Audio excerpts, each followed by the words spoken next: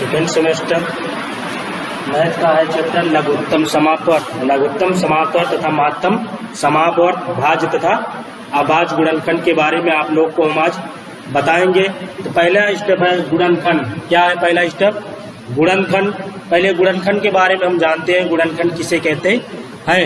जब कोई संख्या किसी दूसरी संख्या को, क्या होता है, जब कोई संख्या दूसरी संख्या को पूरा विभाजित करती है तो आप पहली संख्या दूसरी संख्या क्या कहलाता है? गुणनखंड कहलाता है। पुनः एक बार गुणनखंड हम किसे कहते हैं? जब कोई संख्या किसी दूसरी संख्या को पूरा विभाजित करे। क्या करे? पूरा विभाजित, मतलब कोई भी संख्या अगर है तो उसको हम पूरा विभाजित करें तो शेष फल क्या आना? कुछ नहीं बचता है। जब शेष फल कुछ ना बचे तो ऐसी संख्या को हम क्या कहते हैं? गुणनखंड कहते हैं। जैसे एग्जाम्पल तौर पे लिया जाता है, एग्जाम्पल के तौर पे जैसे कोई एग्जाम्पल ले लिया गया 10, तो 10 का गुणनखंड कितना हो जाएगा? 2 गुणे 5। कितना हो जाएगा? 2 गुणे 5। तो इसका 2 पंचे 10। अगर हम इस संख्या को 10 को अगर हम 2 से विभाजित करते हैं, क्या करते हैं? 2 से विभाजित करते हैं या भाग करते हैं, वही कहलाता है। तो 2 पंचे 10। तो यहाँ शेषफल क्या बचा? कुछ नहीं बचा। शेषफल मतलब 0। तो उसी क्या बोला जाता है? गुणनखंड। जब कोई संख्या दूसरी संख्या को पूरा विभाजित करे और शेषफल कुछ ना बचे तो ऐसी संख्या को हम क्या कहते हैं? गुणनखंड। जैसे एग्जाम्पल तौर पर हम बताए हैं, 10 को लिखा जा सकता 2 गुणे 5। यदि हम 10 को 2 से भाग करेंगे तो कितना आएगा? 5। तो यहाँ शेषफल कितना आया? 0। मतलब कोई भी शेषफल अगर ना आए, शेषफल 0 बचे तो ऐसी संख्या को हम क्या कहते हैं? गुणनखंड कहते हैं। अब अगला स्टेप है गुणज। क्या है? गुणज। अब हम देखते हैं गुणज किसे कहते हैं। प्रत्येक संख्या अपने गुणनखंडों का क्या होता है? गुणज होता है। जो संख्या किसी अन्य संख्या से क्या होती है? पूरी विभाजित हो जाती है, ऐसी संख्या को क्या कहते हैं? गुणनखंड, गुणज कहते हैं। क्या कहते हैं? गुणज कहते हैं। पुनः एक बार गुणज के बारे में हम देखते हैं। गुणज किसे कहते हैं? प्रत्येक संख्या क्या होता है? प्रत्येक संख्या अपने गुणनखंडों का क्या होता है? गुणज होता है। तो ऐसी संख्या को हम क्या कहते हैं? गुणज कहते हैं। जैसे एग्जाम्पल तौर पे जैसे 35 है तो 35 का गुणज क्या होगा? 35 का गुणज 5 भी होगा और 7 भी होगा। जैसे यहाँ एग्जाम्पल तौर पे लिखा जा सकता है 5, 7, 35 का क्या है? 5, 7, 35 का गुणज है। क्या है? गुणज है। जैसे यहाँ गुणनखंड किया गया था, इसी तरह उसी उल्टा क्या होगा? गुणज होगा। जैसे हम लिखा कि 5 और 7 क्या? 35 का गुणज, क्योंकि 5 गुणे 7 क्या होगा? 35 हो गया। 7 गुणे 5 क्या होगा? 35 होगा। लेकिन जब गुणनखंड किया जाएगा तो 35 का गुणनखंड अगर हम डिवाइड करेंगे तो 5 से भी कट सकता है और 7 से भी कट सकता है। ऐसी संख्याओं को हम क्या कहते हैं? गुणज। अब अगला स्टेप है क्या है? भाज्य संख्याएं। क्या है? भाज्य संख्याएं। भाज्य संख्याएं। अब भाज्य संख्याएं के बारे में हम जानते हैं। भाज्य संख्या किसे कहते हैं? एक से बड़ी संख्या, एक से बड़ी वे सभी संख्याएं जिनमें अपने और एक से अतिरिक्त कम से कम एक और संख्या के से भाग न लग सके, उसी को हम क्या कहते हैं? भाज्य संख्याएं।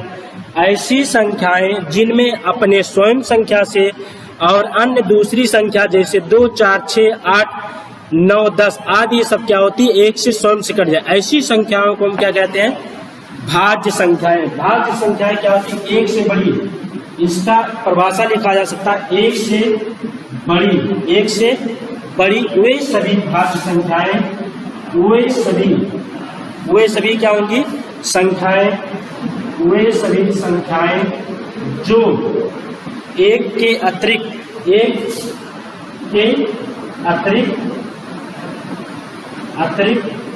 कम से कम एक और संख्या से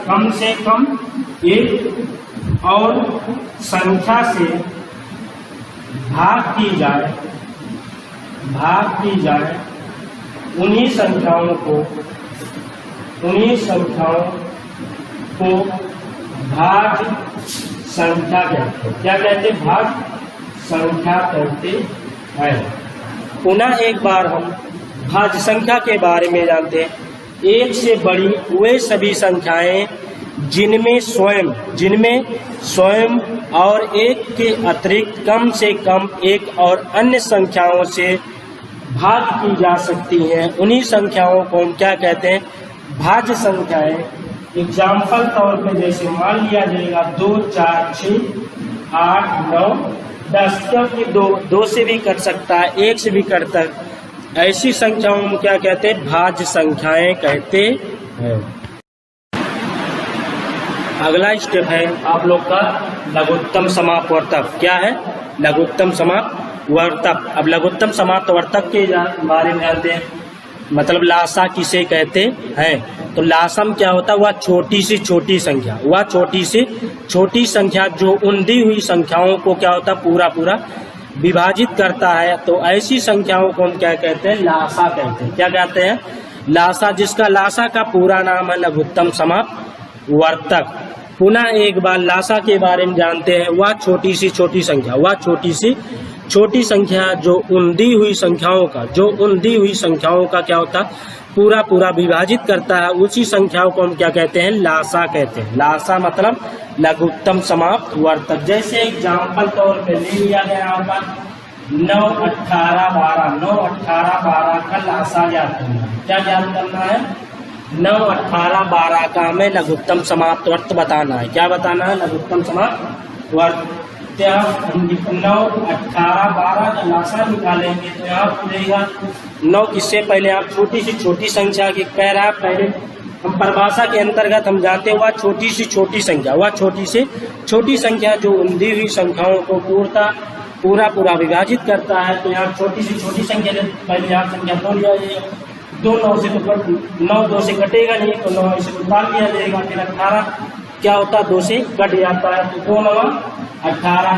अब यहाँ 12 बच्चा, 12 को हम 6 से काट देंगे, 2 6 12। पुनः हम 2 से काटेंगे, यहाँ 9 भी नहीं कटेगा, यहाँ भी 9 नहीं कटेगा, 6 कट जाएगा। किससे कटेगा? 2 का पहाड़ा 6 में कितनी बार जाएगा? 3 बार। तो 2 यही 6। अब यहाँ अगला 3 से कटेगा। 3 देखा 9, 3 देखा 9, 3 के 3। पुनः अब यहाँ 3 से काटेंगे, 3 के 3। जब तक वह छोटी जब तक आखिरी एक सभी संख्याओं में ना आ जाए तब तक हम उसको काटते जाते हैं। तो यहाँ लिखा जाएगा 9, 18, 12 का लासा कितना आया? हम जितनी बार संख्या उस संख्या पूरा कर देंगे। 2 गुणे 2, 3 गुणे 3, 2 गुणे 4 कहीं 12 बार कहीं 36। क्या हो जाएगा? 36। तो हमें यहाँ पता चल गया कि 9, 18, 12 का लासा कितना आया? 36। अब पुनः हम अपवर्त के बारे में जानेंगे। क्या होता है अपवर्त?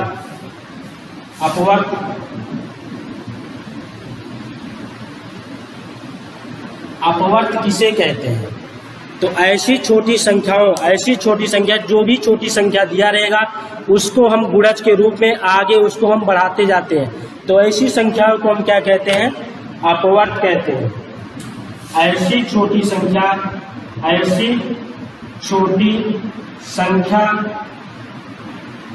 का गुणज को हम आगे बढ़ाते जाए तो ऐसी संख्याओं को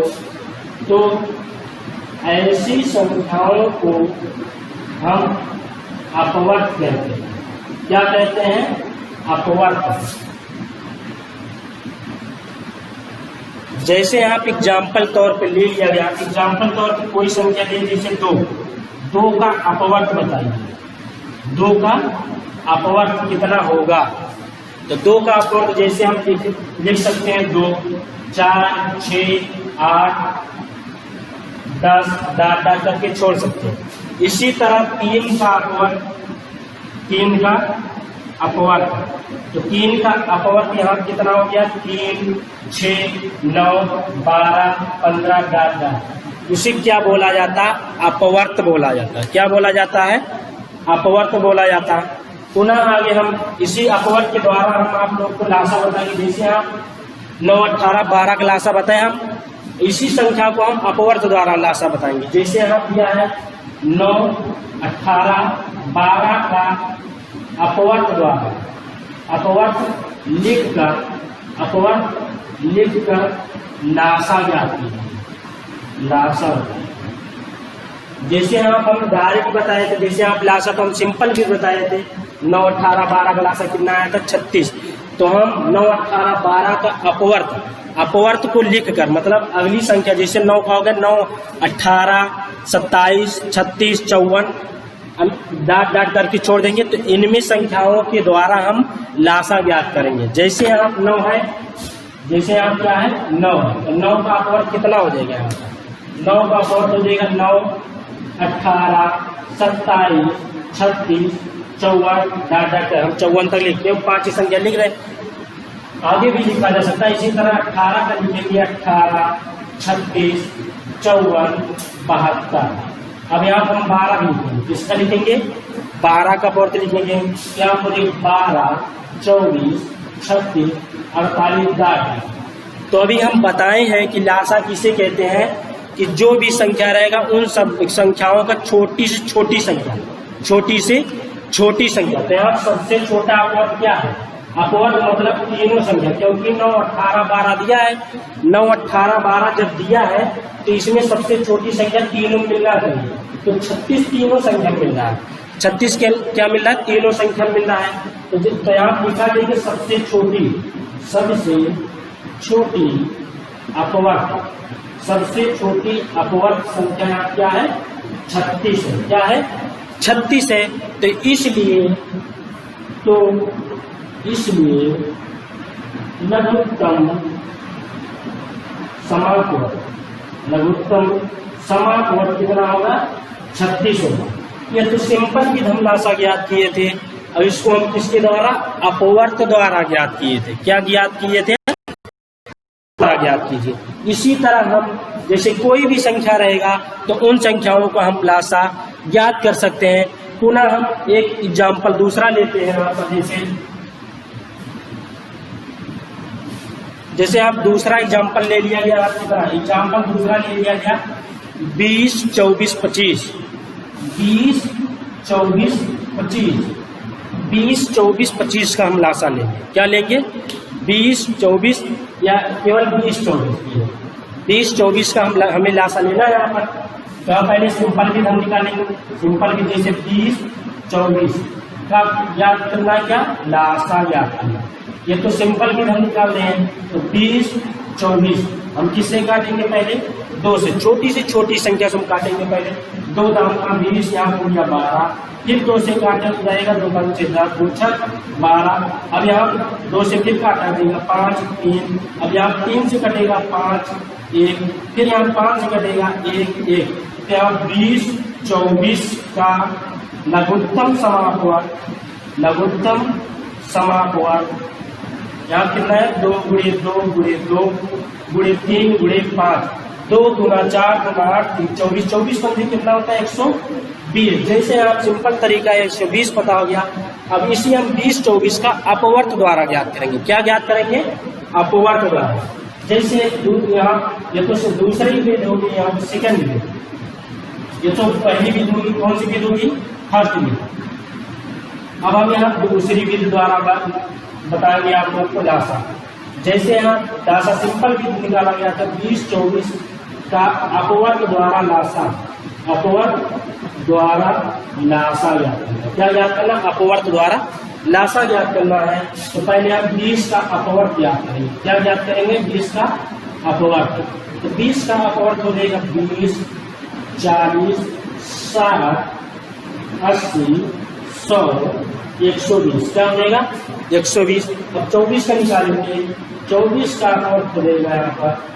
24 का अपवर्त हो जाएगा 24, 48, 72। कितना हो जाएगा? 72, 96, 120। तो पहले आप देखा जाए 20 और 24 में छोटी से छोटी संख्या कौन सी मिल रही? दोनों पद में मिलना चाहिए, तभी लासा कहलाएगा। तो यहाँ दोनों में छोटी से छोटी संख्या कौन सी मिल रही? 120 मिल रही है। यहाँ क्या मिल रहा है? 120। तो यहाँ लासा क्या है? यहाँ लिखा जाएगा सबसे छोटी अपवर्त संख्या। सबसे छोटी अपवर्त संख्या कितना हो गया 120। क्या हो गया 120। तो इसलिए लासा क्या हो गया लघुत्तम समापवर्त 120 होगा। क्या होगा 120। इसी तरह हम अन्य सभी संख्याओं का लासा अपवर्त द्वारा और साधारण विधि द्वारा हम लासा को ज्ञात कर सकते हैं।